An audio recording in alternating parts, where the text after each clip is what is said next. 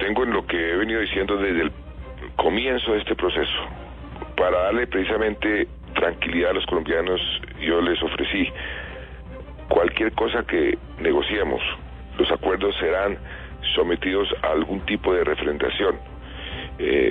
Esa refrendación, ¿qué quiere decir? Que los colombianos tendrán la última palabra, decir sí o no a lo que se acuerde. Eso da tranquilidad y no es el presidente de la República quien tiene las facultades legales. El doctor Alfonso Gómez y mucha gente que ha dicho eso tienen toda la razón. Yo tengo las facultades legales para negociar un acuerdo de paz, así ha sido en el pasado. Pero es que en este acuerdo hemos hecho muchas cosas diferentes. Por primera vez yo quise ofrecerle al pueblo colombiano que ellos tendrían la última palabra para darle legitimidad a cualquier acuerdo a que lleguemos. Si ganan no, se acabó el proceso de paz.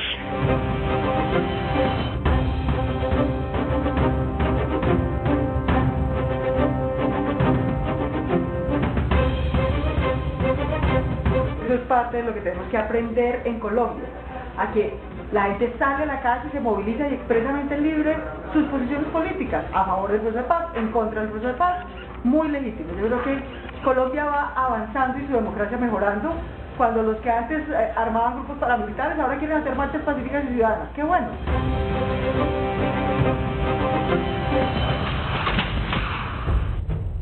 Otra semana agitada que vive Colombia a causa de todo lo que rodea el proceso de paz. Recortes presupuestales por los cuales al parecer la plata, dicen, se acabó. El uribismo anuncia marchas y así muchas noticias. Y para debatirlas y ponerlas en contexto, qué placer darle la bienvenida esta noche a nuestros invitados, a Juanita León, a Juan Esteban Levin, a Sergio Guarín y a Javier Ciurliza. Qué placer y gracias por aceptar la invitación.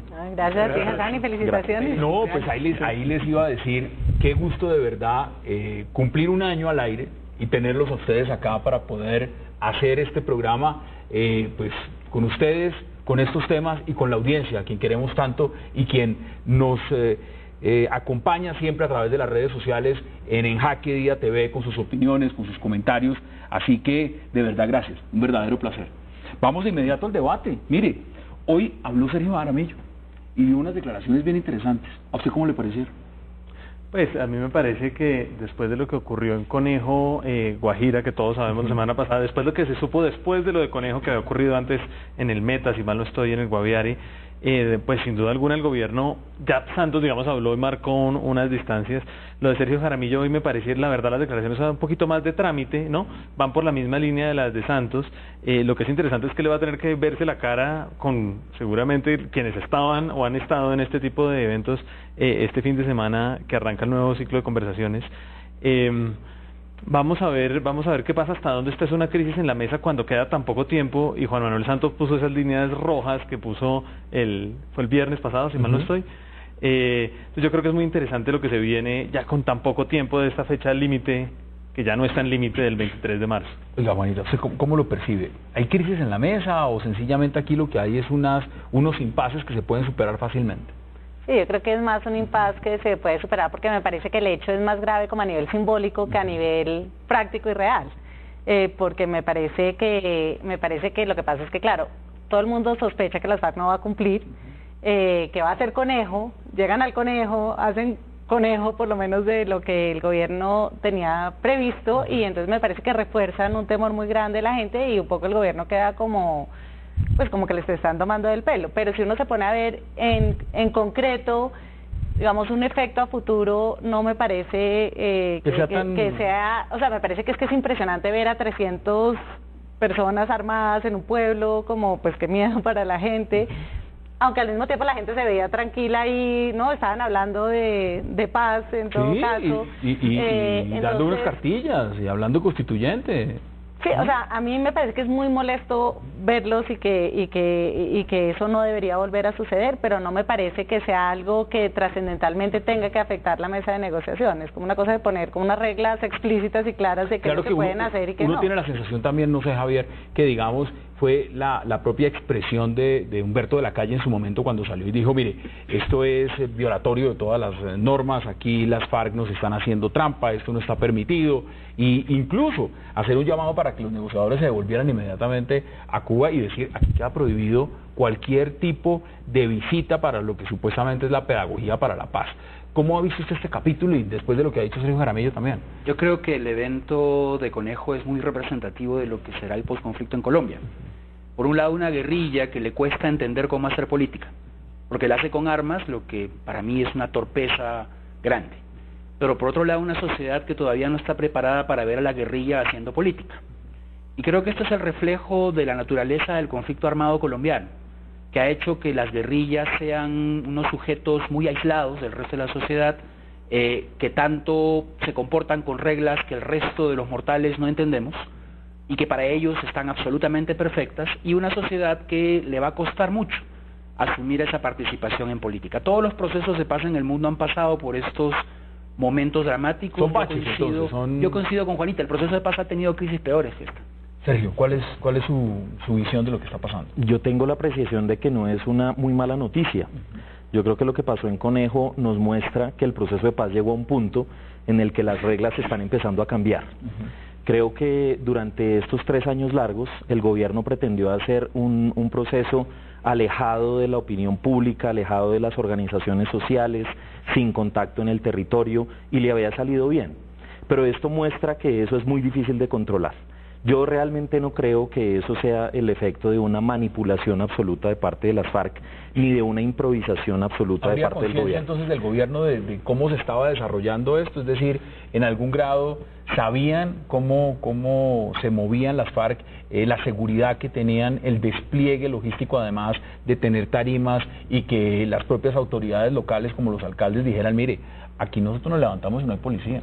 Sin duda alguna, el gobierno estaba muy consciente de lo que implicaba en términos de seguridad el despliegue de la tropa, porque estaba el acuerdo de que se iba a hacer pedagogía para la paz en el corregimiento. Estaba claro también que tenía que haber un desplazamiento de tropas de la guerrilla hacia el sitio, pero eso no implica, Hassan, una cosa que creo que en este debate se ha perdido un poco, y es que ahí en esos sitios vive una ciudadanía que también quiere cosas, y vive gente que quiere cosas, y hay movimientos, y en la región del Perijá y en las zonas circunvecinas a Conejo hay una gran masa de organizaciones sociales que desde hace muchísimos años vienen moviendo una agenda muy parecida a la que mueve la guerrilla.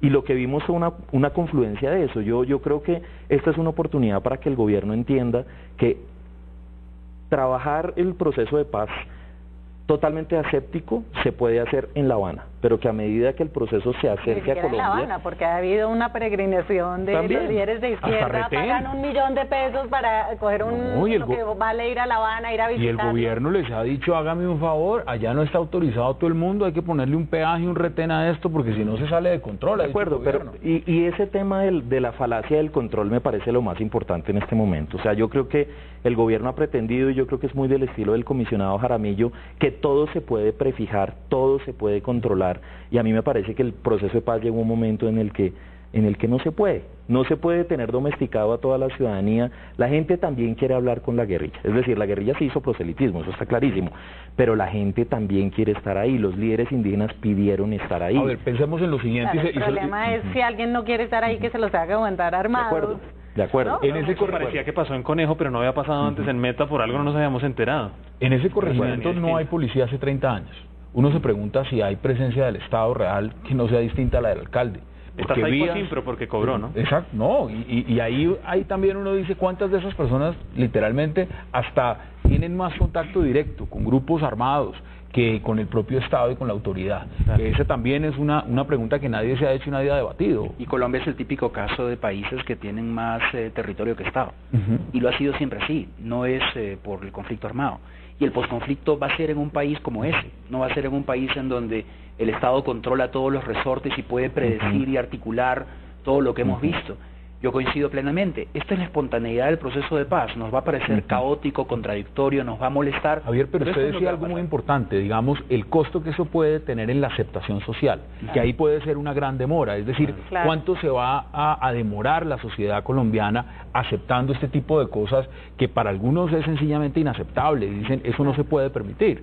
Ahora, ¿eso cómo se estima? No, es que la sensación, como a nivel simbólico, de ver a esos 300 tipos armados por un pueblo, uno decía, no, el Caguán otra vez, ¿no? De acuerdo. ¿No? Claro. Y a mí me parece que hay una torpeza muy grande de Iván Márquez ahí de no calcular el impacto político que puede tener eso sobre el proceso, porque eso es un este es error un proceso en donde la gente que está emocionada con el proceso es mínima. Pero eso también tiene que ver entonces que al gobierno le pudo haber molestado no solo el hecho de lo que pasó, sino que se filtró No, claro. y que se dio a conocer en un escenario en el cual era lo menos conveniente para el gobierno nacional. Claro, que ese es el impacto simbólico del que habla Juanita. Más cuando, y que es el tema que venimos ahora, esto va a pasar por una refrendación donde quienes votan, quienes votamos y quienes tenemos la gran masa electoral estamos en las ciudades.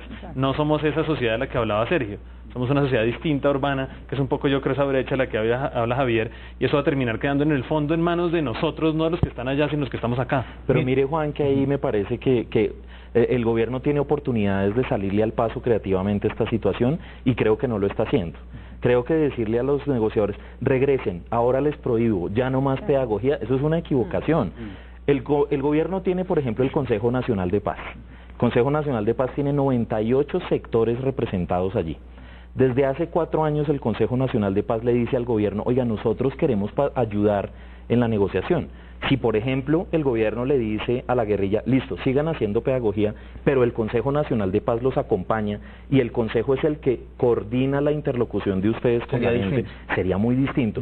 Y en ese Consejo, por ejemplo, están empresarios, está la gente de la ANDI, está la gente de la SAC, están agricultores.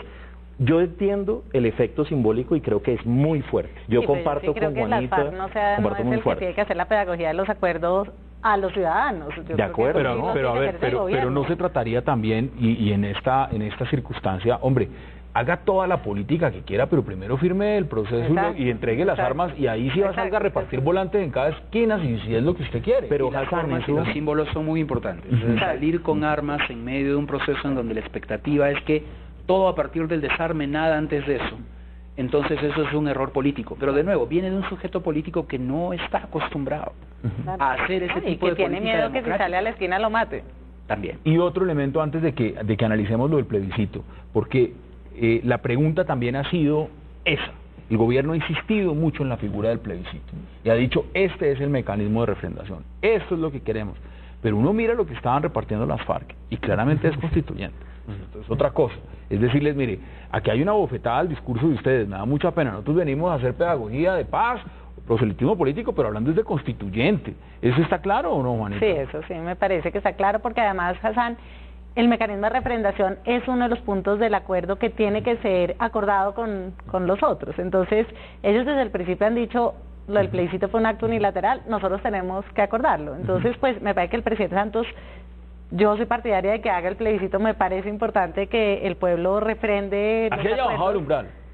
Pues ojalá lo hubiera bajado para todo el plebiscito de aquí para adelante y no solo a dos, que me parece que es eso es bajada. Pero me parece que es importante que los ciudadanos nos pronunciemos, me parece que eso le da legitimidad.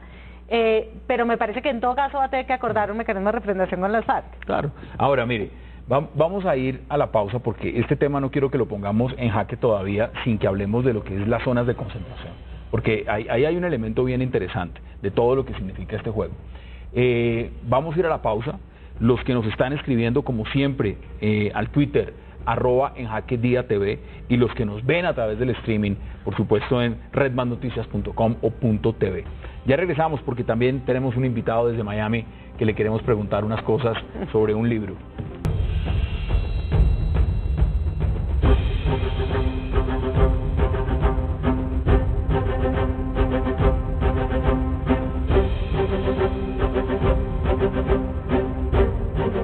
Regresamos en Jaque.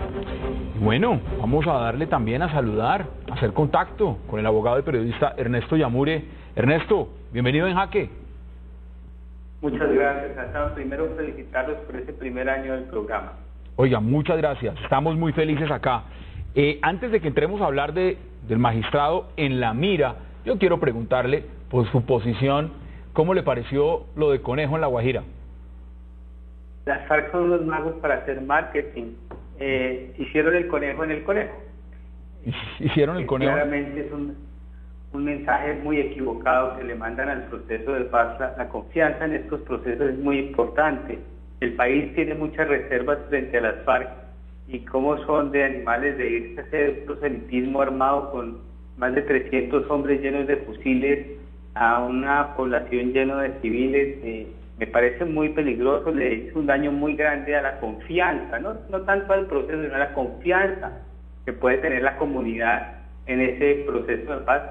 Los que teníamos dudas, ahora tenemos más dudas, y el gobierno obró de manera equivocada, manejó muy mal la crisis. Yo creo que nos dijeron mentiras, o le dijeron mentiras al país al tratar de hacernos creer que allí no había sucedido nada y que ellos no tenían conocimiento. Si no tenían conocimiento es aún más grave, porque estamos frente a un gobierno que no tiene control sobre el territorio. Ustedes en esta medida, y entremos ya de plano en lo que son las zonas de concentración. Sergio, ¿cómo las ve usted? ¿Cómo ve ese planteamiento? No, yo creo que es necesario que haya unas zonas de concentración. Claramente una guerrilla como las FARC, que no va a desmovilizar menos de 10.000 combatientes efectivos, necesita estar en unos sitios protegidos donde se hagan los procedimientos de desarme y desmovilización iniciales. Creo que la discusión gira en torno a dos puntos, y un punto es cuántas. Digamos, en la mesa cuando se arrancó, la guerrilla tenía esa pretensión de tener prácticamente una zona por frente, lo cual implicaría casi 40, digamos, algo más de 40 que para el gobierno zonas. Sería inaceptable, y para la sociedad civil también. Y además inmanejable, porque es necesario tener ese asunto claro. Y lo segundo es la temporalidad. Yo creo que todas las zonas de concentración, llámeselas como se las llamen, las historias de los procesos de paz han mostrado que cuando se perpetúan o cuando se hacen muy largas, empiezan a pasar todo tipo de cosas. Por ejemplo, las historias que hay sobre Santa Fe de Ralito en el caso de la desmovilización de las autodefensas son terribles, y no solo por la falta de control del Estado allí o por lo que estaba pasando, sino por todo lo que sucedía dentro de esas zonas que son de manera tan grave. Cuando usted dice cuántas, dígame un número. No, yo creo que razonablemente la guerrilla ha tenido una presencia histórica en al menos unas 10 zonas en el país. O sea, que podríamos estar hablando de unas 10. Creo que unas 10 zonas es una cosa... A ver, ¿usted cómo ve ese punto? Porque es claro dentro de la negociación. Yo creo que, bueno, el número es relativo, pero más o menos se podría manejar 10, 12 zonas de concentración. Son importantes por dos cosas. Primero, porque permite hacer un inventario de quiénes son y qué tienen. Y segundo, porque los prepara en un tránsito colectivo hacia la vida civil y democrática. No estamos frente a 8.000 individuos, estamos frente a un grupo que va a tratar de mantener la mayor cohesión posible, y la paradoja es que al proceso de paz le conviene una FARC cohesionada, porque lo que peor podría ocurrir sería esta disgregación entre bloques que optan por quedarse... Y ese es justamente el argumento de tener en cuenta y de decir, es importante que vayan estos negociadores de las FARC y se reúnan con cada uno de ellos en los diferentes municipios y corregimientos para buscar esa cohesión, que no se vayan a enfrentar a una división en el momento final. Y yo te agrego más, un elemento más, que es el que vamos a investigar en Crisis Group en las próximas semanas. No es suficiente acantonarlos y tenerlos en una especie de estado de contención. Hay que hacer reintegración temprana. Desde el primer momento en el que estén en los acantonamientos hay que empezar con programas. ¿El departamento, la oficina de reintegración en Colombia está preparada para ese gran reto? No sé si esta agencia, pero el órgano que maneje el proceso de reintegración tiene que empezar el día 1 con un proceso de nivelación de capacidades individuales y colectivas para preparar a estas personas que han estado en la jungla y que tienen problemas de nivel educativo y profesional para ese mundo al que van a tener que enfrentar. No hay que esperar el final del acantonamiento, porque como bien dices, el acantonamiento genera sus propios problemas. Oiga, parece que hay otra variable que me parece importante de la concentración, y es que como las penas alternativas que se le va a poner a los que confiesen la verdad es hacer los acueductos, es hacer las carreteras, es desminar, es hacer actos de reparación colectiva, yo no veo cómo, si se cumple la línea roja de Santos, eso se va a poder hacer en un sitio donde no va a haber población, ¿no? Entonces, a mí lo que me parece muy clave es que esas zonas de concentración sí tengan unas reglas claras de cuáles son las autoridades civiles que van a estar ahí,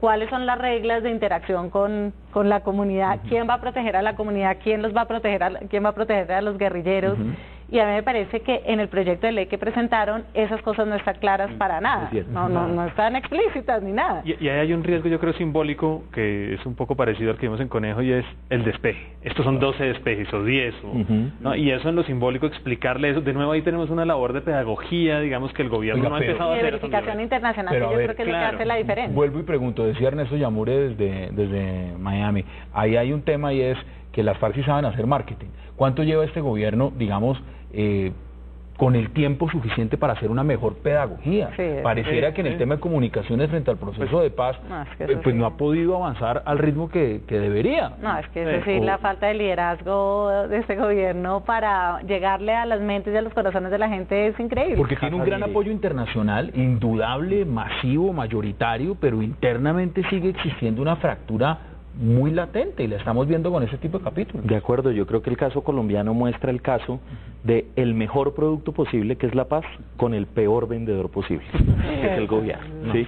Me parece que no, digamos, no se compadece la capacidad de movilización que existe alrededor de un proyecto tan anhelado por los colombianos como la paz, con una tibieza tan grande con respecto a la ciudadanía. Pero yo creo que eso también, bueno, además del talante del presidente, que me parece que es muy poco convocante en ese sentido, me parece que la estrategia de negociación también ha sido equivocada en eso.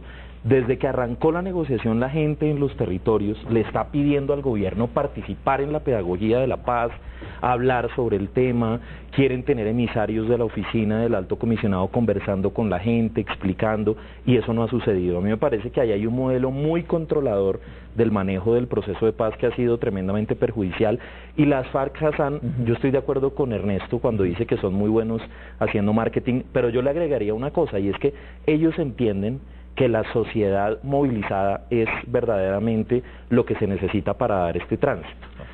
En cambio, el gobierno ha pretendido que sin sociedad en esos territorios puede hacer el tránsito. Los únicos movilizados ahora van a ser los uribistas. ¿De acuerdo? Van por una marcha, ¿no? Van por una marcha. Mire, acá hay dos temas que quiero ir ligando por una razón, porque todo esto al final, todo este proceso, pues el presidente desde un inicio dijo, esto va a tener una refrendación. Va a tener una representación popular, se decidió que es el plebiscito, se bajó el umbral y ahí está el plebiscito. Las FARC han dicho claramente en todos los escenarios, mire, haga con ese plebiscito lo que quiera, pero a nosotros no nos interesa el plebiscito, nosotros queremos una Asamblea Nacional Constituyente, y eso va a pasar por una Corte Constitucional, por ahí va a pasar. Ernesto, yo se lo quiero preguntar de una vez a usted primero, por una razón. Usted acaba de sacar un libro que se llama Magistrado en la Mira, y es detalles desconocidos del caso del magistrado Pretel, de ese proceso. Ahí está Pretel, en la Corte Constitucional. ¿Usted cree que este tema del plebiscito, ligado con lo que usted ha logrado sacar a la luz en su libro, eso pasa en la Corte Constitucional o eso va a quedar por ahí frenado? ¿Cómo lo percibe usted? Lo mejor que les podría pasar al presidente Santos es que sus amigos en la Corte Constitucional le hagan el segundazo de hundirle el plebiscito. Ese plebiscito es peligrosísimo. Yo quisiera aquí entrar un momentico a recordar la ley que rige los procesos de paz en Colombia, que es la ley 418 y las prórrogas que se hacen cada 4 años. Esa ley no obliga al presidente de Colombia a refrendar los acuerdos de paz a los que llegue con un grupo armado organizado al margen de la ley. Santos lo está haciendo por razones puramente políticas, más no legales, y además lo quiere hacer a través de un plebiscito que no es vinculante. Es decir, para las FARC no es conveniente el plebiscito, para el gobierno tampoco es conveniente el plebiscito, con esto no gana nadie.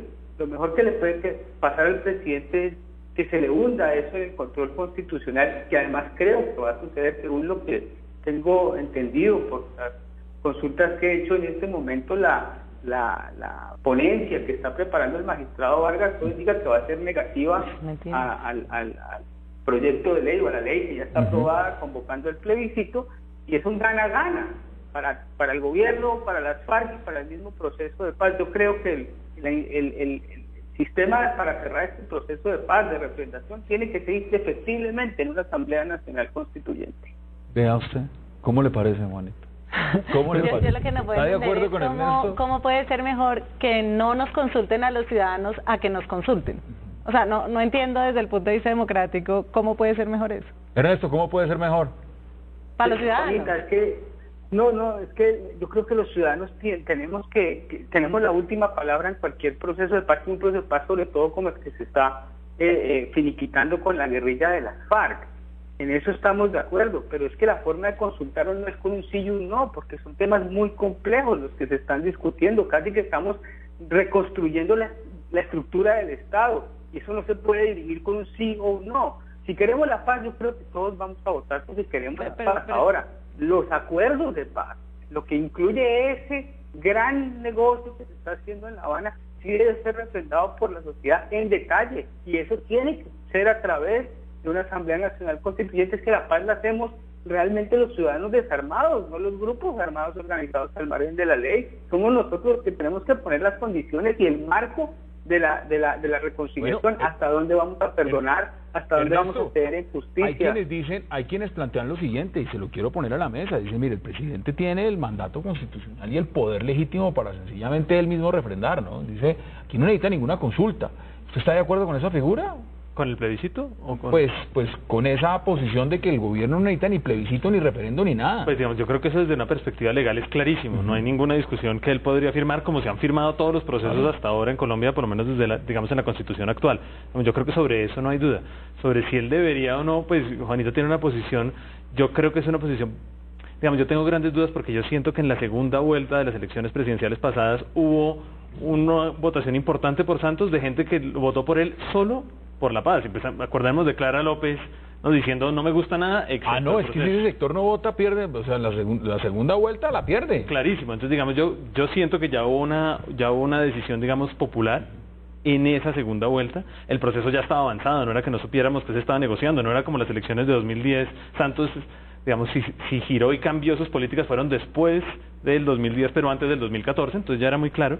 Yo creo que en esa medida ya hay un espaldarazo popular. ¿Y esto en la Corte qué va a pasar en su opinión? Pues es muy difícil saber qué va a pasar. Yo tengo entendido que viene una ponencia, al contrario de lo que dice Ernesto Yamjure, positiva con algunos límites, pero no conozco los detalles. Es difícil saberlo porque es un tema constitucionalmente complejo, creo yo. Javier, ¿usted cómo ve este capítulo? A mí lo que me preocupa, Hassan, es que Colombia ponga todos los huevos de la paz en la canasta de un plebiscito. Que esto sea sí o no el definitivo. Y hay que recordar, en la experiencia histórica muy reciente de Colombia, que aquello que se planea no se puede planificar de tal manera que sea exactamente lo que uno quería. Mira, el Pacto de Realito fue una cosa, la Ley de Justicia y Paz fue otra cosa, y la implementación de la Ley de Justicia y Paz una cosa totalmente distinta. Hay una serie de procesos políticos y legales que este proceso de paz va a tener que marchar, uno de los cuales será un plebiscito, una consulta no vinculante, en donde la gente podrá decir sí o no, en términos muy generales, y luego habrá un proceso democrático de discusión de legislación y de control de la Corte Constitucional, de una serie de leyes que vendrán, por lo que yo lo que creo es que Colombia tiene que bajarle un poquito la atención a esa discusión. No todo puede ser el sí y el no, es demasiado importante. Y la pregunta también es el gobierno, porque aquí ha hablado el presidente Juan Manuel Santos claramente de una fecha, ¿no?, que es el 23 de marzo para firmar. Ya no se sabe, por lo menos las FARC dice, mire, olvídese de esa fecha. Ya dijo que no es para firmar, sino para tener decididos los puntos gruesos. Esos cuatro líneas. Ese es un gran avance. Ahora, en este momento, con esta coyuntura política como está, ¿usted cree que ese plebiscito, que algunos dicen, el gobierno ha decidido apostarle al plebiscito y no a la reforma tributaria por razones obvias, donde le hubiera apostado primero a una reforma tributaria estructural y mete el plebiscito después, eso se hunde? ¿Eso es así? Yo creo que fue acertado dividir las dos discusiones. Creo que hay un tema que no hay que perder de vista, y es que una reforma tributaria entra en vigencia cuando arranca el calendario tributario. Al siguiente. Entonces, independiente de si se pasa ahorita la reforma tributaria o en el segundo semestre, va a entrar en vigencia en enero. Pero usted también ya sabe que le están apretando el cinturón y dice, el próximo año ya vengo apretado. Y creo que políticamente es conveniente dividir las discusiones. Creo que son dos discusiones muy grandes y que no es saludable para el país darlas juntas. Y creo que la cercanía de los acuerdos hace una cosa buena. Ahora, Hassan, yo pienso que el plebiscito es muy conveniente, mi opinión es que es muy conveniente. Cuando escucho las personas de la oposición al proceso de paz y que alegan por una asamblea constituyente, me parece la verdad yo creo que le dan demasiado crédito a lo que se ha negociado en La Habana. Sergio, usted dice los que se oponen al proceso de paz. Los que se oponen al proceso de paz, que como una manera de control a proponen una constituyente al final. Pero eso sería entonces decir que las FARC se oponen al proceso de paz, porque ellos son los que más quieren la constituyente. Digamos que la constituyente que quiere las FARC y la constituyente que quiere la oposición de derecha son dos constituyentes diferentes. Digamos, la constituyente que quiere la oposición de derecha es una constitución para controlar el posible reformismo que está dentro de los acuerdos de las FARC. Otros dicen para meter la reelección. Bueno, digamos que en realidad a mí me parecería que ese en términos como estratégicos es el menor punto, pero déjenme decirlo de esta manera, y es que cuando yo leo los acuerdos de paz, y lo hemos hecho en la Fundación muchas veces, miro las cosas que están allí, me parece que hay un programa muy sensato de reforma rural, muy modernizante. Yo tengo la absoluta convicción de que... que más conviene es a los uribistas. Sí, yo creo que mire, el gran aporte que le va a hacer las FARC a este país es que va a llevar el capitalismo al campo. Yo le voy a decir algo, usted es el que tiene que... Usted vende mejor el producto que el propio gobierno. Con ese discurso le garantizo que el Centro Democrático lo escucha y le compra el proceso. Ahora, la pregunta que hay que hacerse también es, ¿usted ve esto pasando en la Corte Constitucional? Yo lo que entiendo es que la Corte Constitucional en este momento está engrampada en una discusión política interna porque ha perdido, digamos, como la autoridad moral para hacer una discusión limpia acerca de eso, y creo que en último se va a tomar una decisión política. Creo que sería conveniente que si no lo aprueba directamente, lo apruebe con salvedades. Yo creo que Rodrigo Uprimni ha sacado varias columnas en estos días hablando de lo que él llama la propuesta de la consulta. Que es, digamos, un matiz de este plebiscito que me parece que podría ser una opción conveniente. Pero en todo caso me parece a mí, Hassan, como en términos generales, y es lo que tenemos en el acuerdo de paz es una cantidad de cosas que el campo colombiano necesita. Digamos, no hay, recuerde usted en el Caguán, Ley 002, ¿se acuerda la ley 002 de las FARC en el Caguán? Preséntense todos los empresarios que tengan más de $1 millón en activos y dennos aquí el impuesto para la paz, digamos. O sea, el país ha cambiado totalmente, y cuando uno cambia eso por hacer un programa nacional de desarrollo rural integral con bienes y servicios para los más pobres. Oiga, antes de que nos vayamos a la pausa, Ernesto, cuénteme dos perlas de esa investigación que encontró usted leyendo todo ese archivo, todo ese expediente del proceso que se adelanta o se adelantó contra el magistrado Pretel. La primera, Hassan, son muchos los magistrados de la Corte Constitucional que reciben abogados litigantes con negocios en la Corte Constitucional, en sus despachos, y que después en las discusiones, en las deliberaciones, votan a favor de los intereses de esos abogados, así la mayoría de la Corte está en contra, es decir, a través de un salvamento de votos. Y la segunda, ya en el caso de Pretel, es que la prueba reina que hay contra él de una supuesta reunión que tuvo lugar en su apartamento el 18 de septiembre del año 2013 no tuvo lugar tal y como lo certificó el CTI de la Fiscalía. Ahí son es decir, no hay prueba reina, ahí son, dijéramos, dos elementos más significativos de los muchos que encontré y que pude consignar en el libro. ¿Cuánto se demoró usted leyendo todo el expediente que pues sacaron y que sacó a relucir en la comisión de acusaciones? ¿Cuánto se demoró? Hassan, yo me gasté casi 3 semanas con jornadas de hasta 8 horas diarias organizando los documentos, subrayándolos, estudiándolos en detenimiento y para poder extraer los elementos que consigné en el libro. ¿Usted cree, después de haberse tomado usted ese tiempo que se tomó, que los señores congresistas en la Cámara de Representantes hicieron lo mismo que usted? ¿Se leyeron ese expediente? ¿O como es usual en la política colombiana, independientemente de si el señor hizo o no hizo, pasaron eso a pupitrazo? Los que votaron a favor y en contra de Pretel, yo estoy seguro que no fueron más de 5 congresistas que leyeron este expediente. ¿Por qué? Simplemente es porque si lo hubiesen leído, en sus intervenciones y en sus discursos hubieran hecho algunas preguntas que son obvias y que saltan a los ojos de cualquier lector desprevenido y están ahí en el libro. Cuando un ciudadano cualquiera, sin ser abogado, lea el libro, va a hacerse algunos cuestionamientos, y en el momento en el que Pretel fue acusado a la Cámara de Representantes, los representantes a la Cámara eran jueces de la República. Estaban en todo su deber de hacer algunos planteamientos, unas preguntas frente al escrito de acusación del representante Bedoya. No lo hicieron, y no lo hicieron, no creo que por desidia, sino por simple y elemental ignorancia. Es decir, estamos repitiendo en el caso de Pretel lo que en su momento institucionalizó el doctor Simón Gaviria, de leer por encimita o de no leer lo que estaban votando. Pues Ernesto Yamure, gracias por acompañarnos en la noche de hoy y mucha suerte con ese libro, Magistrado en la Mira, todos los detalles desconocidos del proceso contra Jorge Pretel. Gracias por estar con nosotros. Muchas gracias, Hassan, y nuevamente muy agradecido por la invitación. Gracias, Ernesto. Vamos a la pausa, porque ese tema no lo hemos puesto en jaque. Hay que hablar de una marcha uribista, hay que hablar también de la Alianza y la Unidad por la Paz. Es que nos queda cosas en el menú para tocar. Ahí está la dirección para los que nos ven en streaming, redmanoticias.com.tv, y por supuesto los que nos escriben al Twitter, @enjaquediatv. Ya regresamos. El gobierno de manera ilegal despejó el corregimiento de Conejo, municipio de Fonseca, Guajira. Permitió que las FARC hiciera proselitismo armado.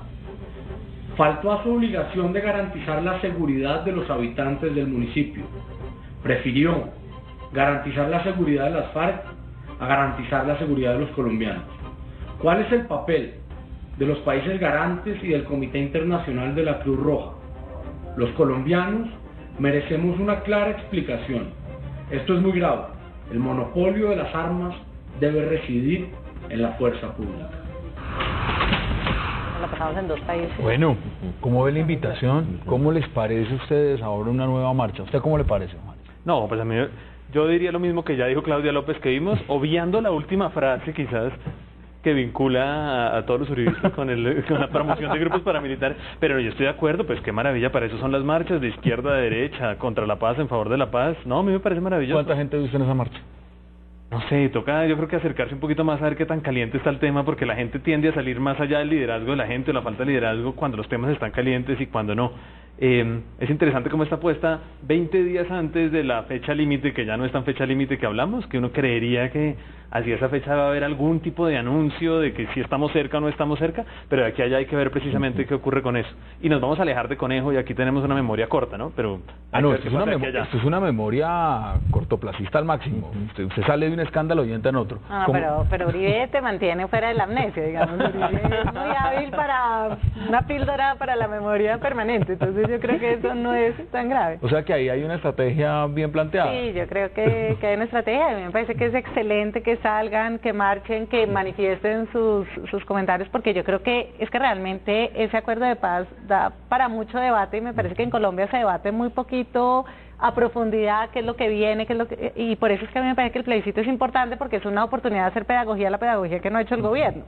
¿No? Entonces, por lo menos ahí que ya tienen que les enseñe en la calle, que otra gente tenga que contrarrestarlos, me parece. Ahora, que yo es no una sé si cosa una muy marcha buena. va a llegar a ese debate en detalle, a profundidad, ni el plebiscito, digamos. Y si lo que esperan es únicamente una convocatoria masiva o otra cosa, ¿cómo lo van a ver? Yo creo, en Colombia es muy difícil sacar a la gente a la calle, cosa que no sea que ganó el Nacional o perdió Santa Fe. Y cuando ocurrió fue porque era una causa muy nacional relacionada con el secuestro, con una explosión que estuvo muy asociada a hechos muy recientes. Yo creo que la marcha es buena, símbolo de cómo la democracia debe funcionar. Desconfío de cuánta gente pueda salir a la calle, pero eso no significa que la gente que está en contra no se movilice y la que está a favor sí. Ambos campos están desmovilizados, porque en las ciudades, que es en donde se marcha, todavía la gente siente que el proceso de paz es una cosa ahí lejos, como lo es el conflicto. Claro. Entonces esta inercia no se identifican, claro. Sí, a mí me parece bueno meterle como calor a la cosa, porque es que es una paz como tan resignada y tan triste. ¿No? Sí, es así, es que a nadie le importa, eso me parece que es muy grave. Los académicos de las movilizaciones dicen que la gente se mueve o por una gran indignación y sentido de urgencia, o porque les pagaron, o porque las bases se movilizaron por estructuras. Entonces el uribismo no tiene estructuras ampliadas para mover gente, no tiene, bueno, no sabemos cuánta plata se va a pagar, pero no hay un sentido de urgencia manifiesta. Yo creo que la marcha va a ser saludable, va a ser lánguida más bien. Piensen lo siguiente, Hassan, y es que Petro tenía todo el presupuesto del distrito y tenía dentro de su agenda de política pública hacer marchar, y nunca hubo más de 100.000 personas en la Plaza Bolívar. Entonces yo no creo que realmente eso vaya a pasar a mayores ahora. Que hay que meterle fervor, claro, hay que meterle fervor, y el desinterés que tenemos por el proceso de paz muestra que las cosas pasan y estos temas pues son un asunto para que nosotros debatamos, pero que la gente en la opinión pública no está pensando en este tema. Es impresionante esa cantidad de tiempo que le dedican los medios de comunicación a hablar de este tema y el desapasionamiento que le genera a la gente este asunto, ¿no? Y usted tiene toda la razón. Incluso cuando se habla mucho de estos temas, uno lo ve incluso en las mediciones del rating. Claro. Claro, la gente... Esto ya no nos lo oye. No. Es un tema que se refleja inclusive en eso, y eso es totalmente válido. Es una medición que ya está comprobada. Mire, entremos en otro capítulo en esta recta final, y es todo lo que significa esta reforma tributaria, el recorte, lo que ha significado para el gobierno también mirar 6 billones de pesos. Muchos se han preguntado si se hace ese recorte, ¿de dónde, quién es el primer doliente? ¿Quiénes son los que van a sufrir claramente con esto? Entonces, Juanito, ¿usted cómo ve esa decisión del gobierno? Nosotros le pedimos a Presidencia que nos dijera dónde era que iban a cortar, ¿no? O dónde era que habían cortado. Donde habían cortado en el anterior recorte, y era muy chistoso porque era como servicios generales, ¿no? Como tinto, papel higiénico, o sea, como que me impresiona un poquito porque si se comienza a recortar es en esos campos del mínimo bienestar de los funcionarios para poder los ministerios trabajar. Me imagino que son los primeros afectados. Claro, no, era pues los ministerios, pero era mucho como en la operación básica, que entonces ahora no viajen a las regiones, sino que hagan teleconferencias. Como que a mí a veces esos recortes me preocupan dónde se están haciendo, porque claramente no se va a hacer en la pauta que muchas veces no sirve, no en los foros para hablarle a los mismos convencidos. Es más, una de las cosas que vimos que me parece muy interesante es que buena parte del recorte que esperaban lograr era por contratar mejor, más barato, a precios más justos, con menos corrupción o errores en la contratación, más que en un recorte efectivo de ya no vamos a pagar suscripciones a un periódico, digamos. Lo único es que cuando sacan esas hojas en Excel y justamente está clasificado donde dice mermelada, ahí no hay recorte, ahí sí sigue puntual. Pues Cárdenas se cortó 3 billones de ese recorte, es de Cárdenas, que es el que administra la mermelada, entonces uno esperaría que la razón va a ser más chiquita. Que esa esté chuleada. ¿Cómo le pareció a usted ese recorte? No, me parece que es un efecto lógico de la situación económica que afronta el país. Creo que el gobierno no podía hacer otra cosa sino plantear un recorte. Yo creo que las calificadoras de riesgo empiezan a mirar con ojos al menos de precaución la economía colombiana. Creo que los datos de inflación, de petróleo, los que ya conocemos, sientan unas alertas. Creo que lo que hay que hacer con estas cosas, a mi juicio, es volverlas una oportunidad estratégica, y precisamente vinculando este tema de la reforma tributaria con lo que veníamos comentando ahora del proceso de paz, pues ahí hay una oportunidad de vincular este tema. Esta economía que podemos hacer despegar necesita ampliarse, necesita robustecerse, necesitamos llegar a las regiones que no hemos llegado, necesitamos poder hacer empresa, industria, necesitamos despetrolizar nuestra y ahí creo que hay un mensaje que bien utilizado puede servir de gasolina al proceso de paz. Si el gobierno no lo hace ya, claro, el contraargumento ya está montado. Necesitamos un mensajero, y lo que no tiene este gobierno es un mensajero. Y los vientos son fuertes, y pues visto desde Colombia puede haber preocupación. Pero situando a Colombia en el escenario latinoamericano, la economía colombiana es de las más sólidas. ¿Sí? Y la que está mejor preparada. Eso dice el ministro Cárdenas, ¿no? Y es cierto, ¿sí? Pero a lo que hay que agregar a lo que dice Cárdenas es que Colombia es sólida y la más desigual de América del Sur.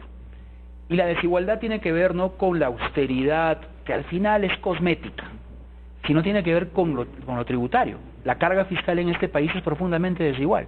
Así es. Afecta a un universo muy reducido de contribuyentes, y hay una evasión y una ilusión tributaria espectacular. Pero mire que la comisión de expertos que justamente evaluó y le recomendó al gobierno toda esta ajuste tributario, lo primero que menciona es eso, dice, hay que poner a declarar a más personas y hay que hacerlo de una manera mucho más justa. Ahora, la pregunta es si con este panorama económico que tiene el país, con la deuda que está acumulada, con el hueco fiscal, pues claro, el recorte es necesario, pero ¿de dónde van a estar entrando los recursos con el precio del barril de petróleo como está? Aquí hay unos temas de fondo estructurales. Hay unos temas estructurales que van a afectar también el proceso de paz, que tiene una factura que nadie ha, el posconflicto, que nadie ha estimado claramente, pero que no es barata. ¿Quién está en jaque? Y empecemos a poner los jaques, Juanita. ¿Quién está en jaque con lo del plebiscito, por ejemplo? ¿Quién está en jaque? Yo creo que el uribismo está en jaque con lo del plebiscito, porque yo creo que va a ser difícil para ellos encontrar una posición que no los haga pasar como perdedores en la historia. En jaque con el plebiscito. Yo creo que en jaque también está el uribismo, pero porque le para demasiadas bolas al acuerdo de paz. Creo que los lectores más benignos de lo que se ha negociado en La Habana es el uribismo. Totalmente. En jaque. ¿Con el plebiscito? Con el plebiscito. No, pues yo me voy por la fácil. En este momento la Corte Constitucional que tiene que tomar una decisión que va a tener unas consecuencias políticas en un sentido u otro. En jaque, Javier, Me con voy el plebiscito. por la difícil. Yo creo que el que está en jaque es el gobierno, por haber ofrecido y haberse puesto una camisa de fuerza que ya no sabe cómo organizar, y por haber tratado de poner todos los huevos de la canasta en un producto tan importante en un sí y un no. Ahora, dígame, ¿quién está en jaque o quién quedó en jaque con lo que pasó en el Conejo? Las FARC. Las FARC. Tiene que probar que es capaz de hacer política decente y sin armas. En jaque con lo del Conejo. Yo digo que el comisionado de paz quedó absolutamente ¿Cuál en de jaque. los dos? Comisionado de paz del gobierno, claramente. Le llegó la hora a Sergio Jaramillo de pensar en un proceso de paz de cara a la ciudadanía, entendiendo la realidad territorial, que no es una realidad que se puede manejar. En jaque con lo del Conejo. Sí, yo creo que Sergio Jaramillo quedó muy en jaque porque quedó como que se le habían burlado en la cara o que no tenía control, que ni siquiera lee en el diario de La Guajira donde habían anunciado que al día siguiente iba a hacer eso. Pilar Calderón quedó en jaque, que podría hacer como una revisión de prensa regional, ¿no? En jaque con el tema del Conejo. Yo creo que en jaque quedó un poco la izquierda porque vieron que las FARC saben movilizarse, saben mover gente, y eso, si las FARC llegan a ser partido político, puede ser un lío para la izquierda que no está cercana a ellos. Cuénteme ahora, ¿qué es la Alianza o Unidad por la Paz? ¿Qué es eso? Eso es una excelente pregunta que la verdad no se responde. Es una cosa gaseosa, informe, que cada uno dice que es una cosa distinta, como escribimos en la silla siguiente. No sé responder. Pero a ver, ¿por qué? ¿Le meten la palabra paz a cualquier cosa ahora? ¿O quién es? No se sabe quién la vincula, quién la propone, nada. Pues la ha propuesto el gobierno, que le facilitaba una cosa interna del Partido Conservador, y a partir de ahí cada uno dice una cosa distinta porque les convienen cosas distintas. ¿Qué es eso, Juanita? ¿Es eso? Pues es como una nueva unidad nacional, pero otra. Por la paz, exacto, porque ya la unidad nacional no sirve, y yo lo que creo es que eso, lo que busca el gobierno es blindar o sacar del debate y el chantajeo político el tema de la paz. Pero creo que para varios es una alianza anti-Vargas Lleras, porque lo que quieren es poder sacar un candidato único para el 2018 que le compita a Vargas Lleras. Tres cosas que dice Juanita, es cualquier cosa. ¿Y quién le está dirigiendo entonces si es contra Vargas Lleras? Ahí están, ¿quiénes le están pues están los liberales, está Barguil, el Partido Conservador, está Roy, está Benedetti. donde está Roy siempre hay unas ideas ¿Usted súper había creativas. escuchado, Javier, esa alianza o Unidad por la Paz? Sí, la había escuchado. Yo creo que es un buen concepto, una buena idea. Esta paz necesita más dolientes y más solidez política. Pero de ahí a que haya un sujeto llamado Unidad por la Paz, este va a ser un proceso de paz sin Mandelas y sin tutus. Este es un proceso. Qué bueno que usted lo dice, porque sí hay unos que se creen Mandela. ¿Usted se había escuchado el tema de la Alianza Unidad? Sí, veníamos para acá y salían además de reunión en Palacio hablando sobre esto. Yo pienso que el gobierno le entregó la paz al Partido Liberal. Tiene la paz en el DNP, en el interior, en posconflicto, y el negociador son liberales, pero sabe que los votos liberales no le votan el plebiscito, entonces esto es una alianza para el plebiscito. Al parecer los votos liberales lo que están esperando es que se lance Humberto Lacalle, ahí sí votan todos. No estoy tan seguro, Hassan, no estoy tan seguro, pero claramente esta es una alianza para que él sí gane. Yo creo que las dos cosas que hemos visto están relacionadas, y esos partidos que hoy se acercaron a la unidad le garantizan el 65% de los votantes. El Joker, sirve para todo. Pues ha sido un verdadero placer tenerlos esta noche, una noche que para nosotros en Jaque es muy especial porque es nuestro primer aniversario al aire. Javier, un gusto, gracias por aceptar la invitación. Juanita, como siempre, gracias, qué placer. Hassan, y felicitaciones. Mil gracias. Sergio, un gusto también. Gracias como siempre. Y Juanes, gracias también. Mil gracias, Hassan. A ustedes gracias por acompañarnos. Por supuesto, el debate sigue abierto en las redes, @enjaquedía.tv es la dirección. Los que no vieron esta emisión en vivo a las 7, a las 10 de la noche la repetición. Hasta aquí llega En Jaque y nos vamos de inmediato a hacer